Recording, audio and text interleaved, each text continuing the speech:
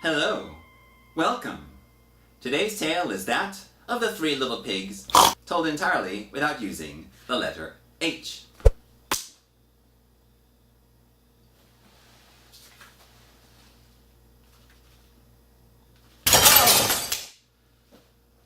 Shall we begin? A trio of little pigs. Once upon a time, a family of pigs consisting of a mama pig named Parma and a trio of offspring named Palermo, Perugia, and Potenza lived in a cottage in Kansas. One day, Parma announced, "You pigs are grown. It is time to leave my cottage and seek your fortunes." And so Palermo, Perugia, and Potenza left and went separate ways. Palermo met a man named Jason pulling a cart of straw.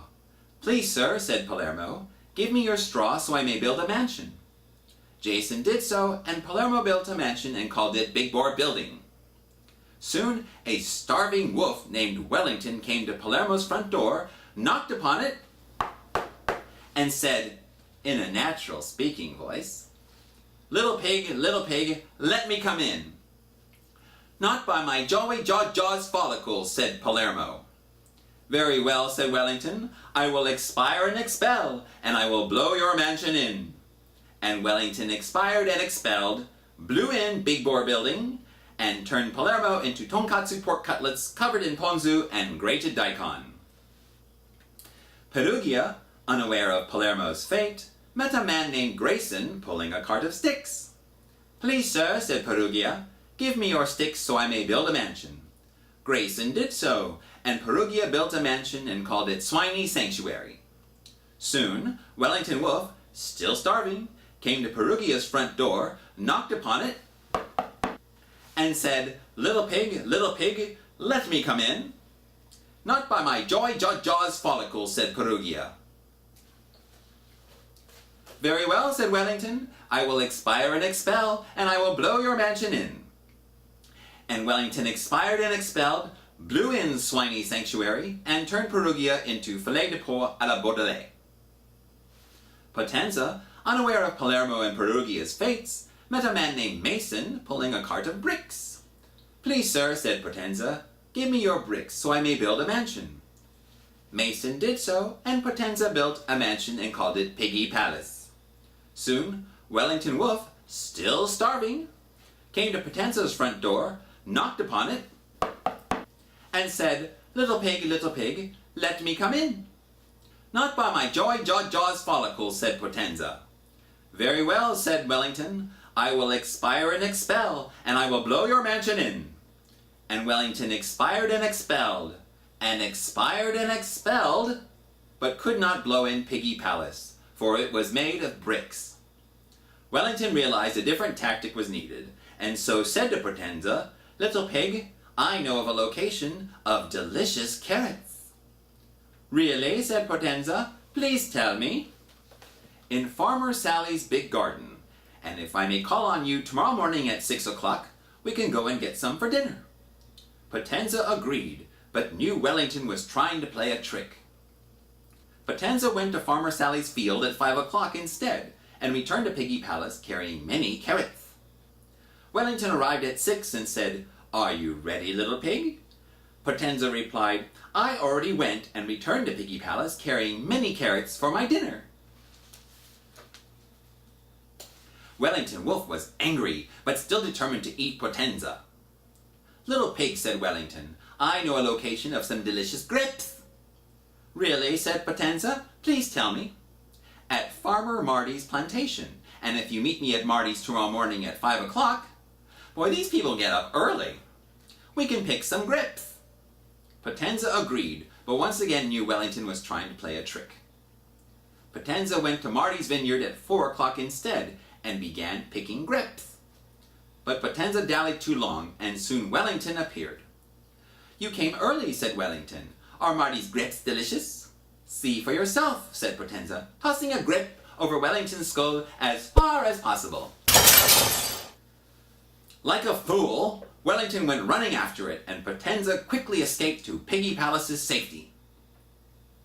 Still determined and still starving, Wellington went to Potenza's mansion a day later and suggested a trip to a market on US Route 169 in an unincorporated community called Bonita. Potenza said it was a good idea. "Good," said Wellington. "I will meet you at Bonita Bazaar at 2 o'clock today." Potenza agreed, but once again realizing Wellington was trying to play a trick, arrived at 1 o'clock instead and procured a wooden cask for aging wine from a woman named Merrill. As Potenza was carrying it towards Piggy Palace, Wellington was drawing near on US Route 169. Potenza jumped inside Merrill's barrel. It subsequently fell over and rolled towards Wellington. Wellington ran off in a panic, caterwauling like a little girl. Look it up! And Potenza continued safely to Piggy Palace. Wellington went to Potenza's door, knocked upon it, and said, "Little pig, I'm sorry for not meeting you at Bonita Bazaar. As I was drawing near, a strange wooden object rolled down US Route 169 and scared me away." Potenza giggled and said it was a barrel and I was inside.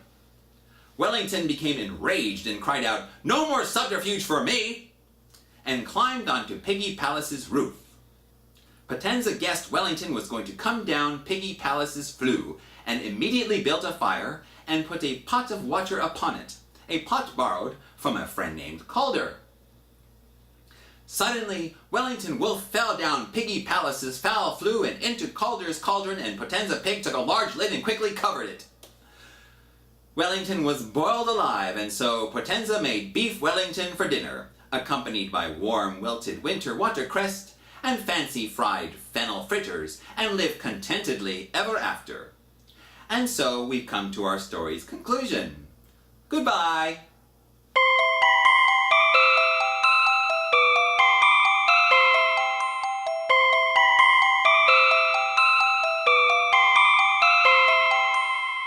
Well, I hope those of you who complained about last time that the wolf basically got away with killing and eating Little Red Riding Hood and her grandmother are happy now. Justice has been served. In Farmer Marty's plantation, and if you meet... Potenza went to Marty's vineyard at 4 o'clock instead, and began picking grapes. Wellington went running after it, and Potenza quickly...